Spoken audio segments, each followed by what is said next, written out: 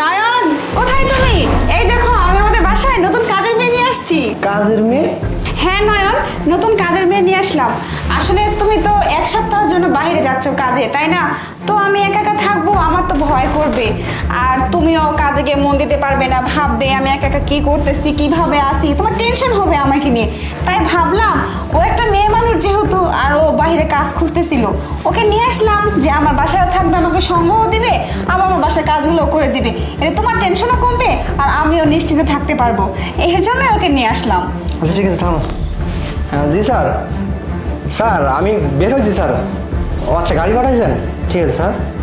আচ্ছা গাড়ি পাঠিয়ে দিছি, আমি তাহলে দেরি না করে চলে যাই। আচ্ছা ঠিক আছে, যাও, সাবধানে গিয়ে আচ্ছা ফোন ঠিক আছে, করে। হ্যাঁ আচ্ছা আমি ফোন দিবনি, তুমি সাবধানে থেকো, খাওয়া দাওয়া করে। আচ্ছা। আর এটা এই খেয়াল রেখো কিন্তু, হ্যাঁ? আচ্ছা ঠিক আছে, আসি। হ্যাঁ ওকে, বাই। বাই।